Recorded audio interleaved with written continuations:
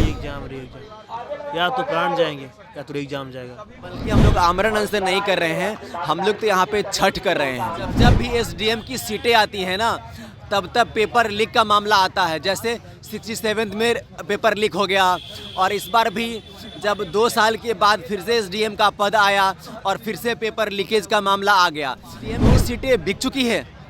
क्या अब एसडीएम मंत्री, विधायक और बीपीएससी के जो अध्यक्ष हैं उनके रिश्तेदार ही बनेंगे एसडीएम? मेरा निवेदन है मुख्यमंत्री जी, अनहोनी होने से पहले ये बात सुन लीजिए हमारी, तो इसके जिम्मेदार मन्नू भाई होंगे बिल्कुल, क्योंकि तबीयत कल मेरी बीपी 60 थी, बीपी गिरती जा रही है। न्यूज़ फाउंडेशन में हूँ, आपके साथ है नरोत्तम सिंह। बीपीएससी अभ्यर्थी पिछले 6 दिनों से गर्दनीबाग धरना स्थल पर डटे हुए हैं। कुछ अभ्यर्थी आमरण अनशन पर भी हैं, तस्वीरें आपको हम दिखा रहे हैं। कल हमने वो भी वीडियो आपको दिखाया था जब अभ्यर्थियों के बीच में मेडिकल टीम पहुंची थी। कुछ अभ्यर्थियों का तबीयत भी बिगड़ा था, और रात में कुछ अभ्यर्थियों का और तबीयत बिगड़ा। लगातार डॉक्टर के संपर्क में ये आमरण अनशन पर जो अभ्यर्थी बैठे हुए हैं वो हैं, और आज छठा दिन है। पिछले 4 दिनों से आमरण अनशन पर भी हैं। उनसे बातचीत करते हैं। नेता प्रतिपक्ष तेजस्वी यादव भी अभ्यर्थियों के बीच आए थे, मुख्यमंत्री को पत्र भी लिखा था, लेकिन अभी भी अभ्यर्थियों की बात आयोग नहीं मानी है। 6 दिन हो गया, 4 दिन से आमरण अनशन पर भी है, तबीयत भी आप लोग का बिगड़ रहा है, बावजूद आप लोग डटे हुए हैं। बस ये हिम्मत है छात्रों की, जो एनर्जी मिल रही है, छात्रों से जो एनर्जी मिल रही है। हम लोग आंदोलन के धरती से आते हैं, और आंदोलन के धरती में एक सीख हमने सीखा है, जब तक जीतेंगे नहीं, जब तक उठेंगे नहीं। दूसरी चीज़ें, हम लोग 6 दिन से हम लोग भूखे हैं, पानी तक नहीं पिया। कल हमारी बातें सम्राट चौधरी से जिसे भी हुआ, उन्होंने मुझे बोला कि देखिए मैं पटना आऊँगा, अभी मैं फ़िलहाल दिल्ली में हूँ, पटना आऊँगा तो इस पर मैं चर्चा करूँगा, आप अपनी डेलीगेशन भेजिएगा। लेकिन मैंने उन्हें से साफ बातों में कहा, मैं डेलीगेशन नहीं भेजूँगा। जब चुनाव आती है तो आप यूथ की बात करते हैं, युवाओं की बात करते हैं और छात्रों की बात करते हैं।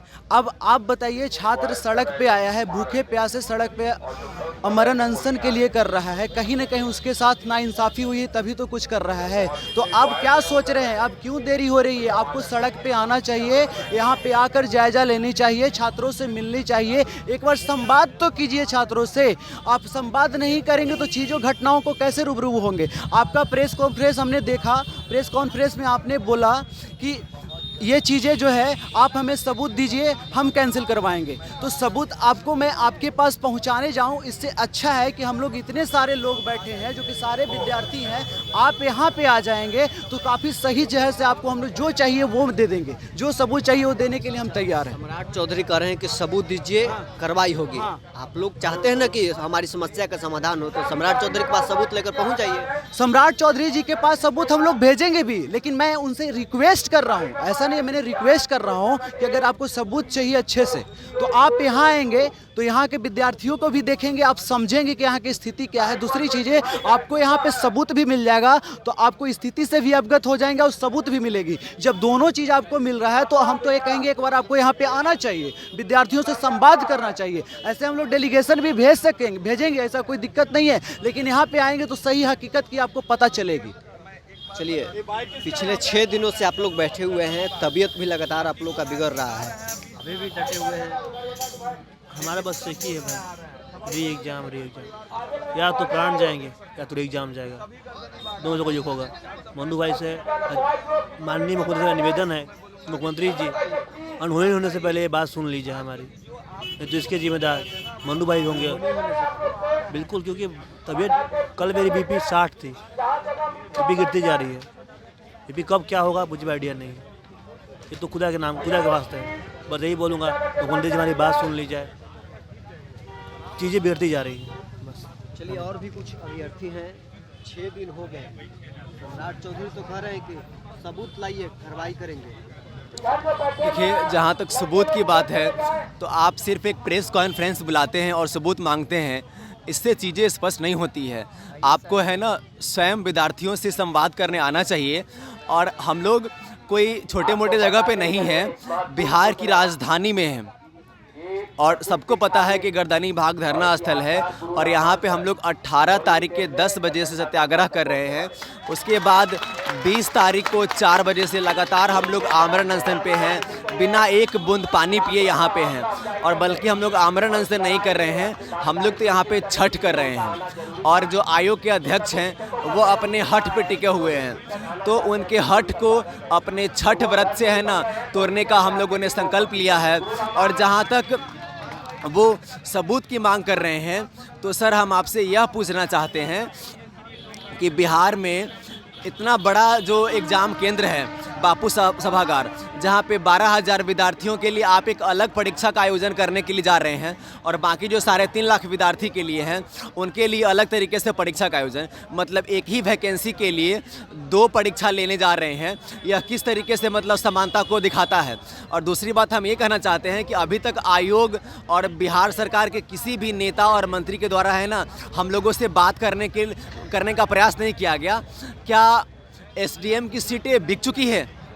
क्या अब एसडीएम मंत्री, विधायक और बीपीएससी के जो अध्यक्ष हैं उनके रिश्तेदार ही बनेंगे एसडीएम?